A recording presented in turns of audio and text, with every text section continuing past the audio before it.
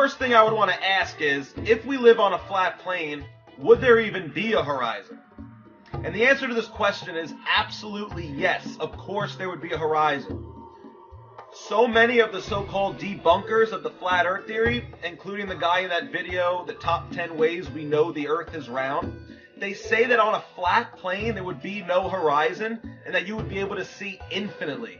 The simple fact is, if the Earth were flat, there wouldn't be a horizon beyond which things could disappear. So from across Lake Michigan, you'd be able to see all of Chicago, as well as the Rocky Mountains. But this is silly nonsense. A simple Google search should be able to clear this up beyond a shadow of a doubt. So for all you non-believers out there who say there would not be a horizon on a flat plane, let's go to this website called askamathematician.com and see what they have to say. Question: if the Earth was flat, would there be a horizon? If so, what would it look like? If the Earth was flat and had infinite area, would that change the answer? Answered by a physicist. There'd definitely still be a horizon if the Earth were flat. In fact, mathematically, you can make the argument that a flat Earth acts the same as an infinitely big Earth. So basically what they're saying is the horizon on an infinite flat plane would work the exact same way as it does on a ball with the radius of 3,959 miles. You wouldn't be able to tell the difference. It works the exact same way. So let's begin by looking at this perspective diagram. As you can see, all these horizontal parallel lines all converge at the vanishing point on the horizon as they get further away from the observer. So the lines that are below us appear to go up in the frame as they get further away, and the lines that are above us appear to go down in the frame as they get further away. This is similar to what it would look like if you were looking down a long hallway. When you look at this picture of a hallway, we know that both the walls are parallel with one another. And we know that the floor and the ceiling are also parallel with each other. But our eyes do not see them that way. Our eyes converge them all at the horizon. So this is a first-person perspective. Okay, you are the observer in this picture. But let's take a look at what this would look like from a side angle. All the horizontal lines that are visually parallel, they all visually intersect at the horizon. Okay, so it forms a right triangle here, with the horizontal line being at eye level, and the hypotenuse is the ground. It appears to go up to the vanishing point, to the horizon, which is right here. So we know that all these horizontal lines converge at the horizon, and they will radiate out of the horizon. All these radiating lines are actually parallel, but our eyes don't see them that way. So a lot of these flat earth debunkers, they make side view illustrations that show these horizontal lines parallel, like this, when they should be making their illustrations like this. The higher up the horizontal parallel line, the steeper the angle at which it converges at the horizon. Okay? So notice how we have a red solid line as the ground. You can't see through the ground. The ground is a true limit. So these radiating lines here, they stop at the ground. But in an upwards direction, all these horizontal parallel lines radiating out of the horizon, they continue to go. There's no limit in an upward direction. That's why I've continued these lines. So the higher up the parallel horizontal line, the steeper it converges at the horizon, at the vanishing point. Now we know all the horizontal lines converge at the horizon, including the ground. Now I've continued the ground in this illustration so that I can make a point. Because if these lines are all converging after the horizon, let's pretend like they diverge, right? Theoretically. So I've continued the ground. Now if there was a boat sailing away from Cash, when it's closer, he's going to be looking slightly down to see it. And as it gets further away, he needs to look a little further up, and a little further up, and then a little further up. When the boat gets the same distance away from the observer as the distance to the horizon is, Cash will be looking 0 degrees, completely horizontal and parallel with the ground. He'll be looking straight ahead. Now what if the boat gets a further distance away from the observer than the distance to the horizon? What if the boat got to here? Well, now Cash would have to look in an upwards direction to see something that we know is below him. It's not possible. It doesn't work. Now, you can only see the face of the ground up until your horizon. You can't see the face of the ground past the horizon. Okay? Cash can't see the ground from here to here, but he can see things that are above the ground for a little bit past the horizon. That's another function. The higher an object is above the ground, the further you can see it past the horizon, but you can't see the ground past the horizon. So if the boat was a little bit past the horizon, but had about, 10, 20 feet of height on these sails, this is what Cash would see. Now, if the boat got even further away, Cash would have to look at an even greater upwards angle to see something that is below him. And at this point, that ship's not even possible to see. This is what Cash would see. Nothing. It's past the horizon. The horizon is a set distance away. So why do we see the bottoms of the buildings obscured by the horizon in this picture? We know that the distance to the horizon is an actual set distance. So let's say the distance to this horizon is 3.1 miles. Now let's also say the distance to this island with the city skyline is also exactly 3.1 miles away. Well, if this were the case, because we could see the face of the ground all the way to the horizon, we'll be able to see the beginning of the shoreline of this island. But if the horizon is 3.1 miles away, what if the island was 4 miles away? Well, what's going to happen is it's going to appear to be a little smaller, but it's also going to start bottoming out because you can only see the face of the ground up until your horizon. You can't see the ground past your horizon. So now let's say the island was 4.5 miles away. What would happen? Well, it would continue to look smaller, but it would also bottom out. And as the island was further away from you, it would bottom out until all you can see are the tops of the buildings, and eventually you won't be able to see anything. Now, if you were to zoom in on a horizon, you're not going to be able to see the ground any further past your horizon. All you're going to do is magnify the things that you could already see to make them appear bigger and clearer. So I'll repeat.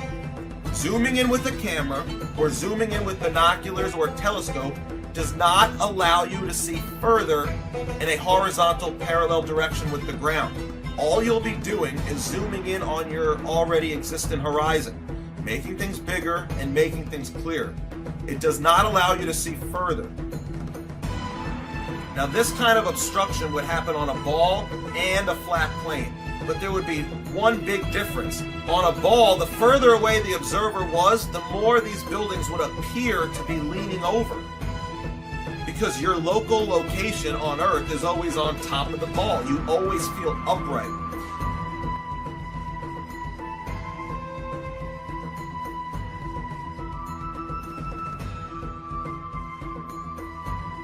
The vertical perspective never changes. I mean, if it's going over the curve of a ball away from you, then the vertical perspective should indicate that.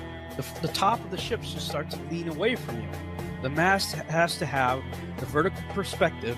If the hull has disappeared, and some of these ships are pretty big, I mean, you're talking like 30, 40 feet or so are disappearing.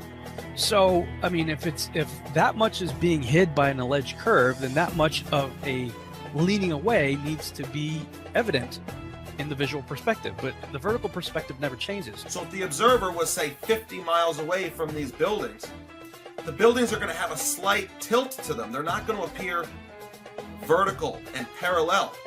That's the big difference between perspective on a ball and perspective on a plane. We never see these buildings tilting over. We never see a boat tilt over. We just see them bottom out, but they remain completely vertical. The only other real difference between perspective on a ball and perspective on a plane is that on a ball, the higher up you go, the further down you would have to look to see your horizon. The horizon would fall, or it would appear to fall, as you went up. On an infinite flat plane, however, the horizon is always going to remain at your eye level. And in reality, we know that the horizon always remains at eye level. So reality matches up with the perspective optics of a flat plane, and it does not match up with the perspective optics of a round ball. No matter where you are above the surface of the Earth, the horizon always rises to your eye level. Doesn't matter if you're standing on a beach, or up a hill, or in a plane at 35,000 feet. The horizon is always at eye level. Well, that would be impossible on a spherical Earth, because the Earth would curve away from you, and so it would always appear below you. As on this diagram, the expected horizon would be below you, but that's not what we see.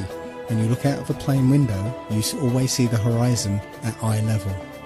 And it doesn't matter how big you make the Earth below the plane, the horizon would always appear below you. Learning perspective really is the most important thing to realize you live on a flat plane. So many of my commenters and so many of my globe Earth defenders, they don't understand perspective. They all think they do, but they don't. They understand size perspective, that objects appear to get smaller as they get further away, but they don't understand horizons at all. So many of my commenters actually say that there would not be a horizon on a flat plane. Once you say that, the argument is over. They don't teach you perspective in schools. The only people that learn perspective are artists and like architects. They don't teach this to the common person. Why do you think that is? They don't want you to understand how your senses work. They want to keep you as dumbed down and as uninformed as humanly possible. This makes it easier to control you. They want you to deny your own senses, deny all common sense, and then put your faith in them. Trust them. Trust the experts. They know better. They're smarter than you. You're dumb. They're smart. Trust them. The Matrix relies on this type of thinking. They don't want people to be able to critically think for themselves. If I say that the world is round and someone else says it's flat, that's worth reporting. But you might also want to report on a bunch of scientific evidence that seems to support the notion that the world is round.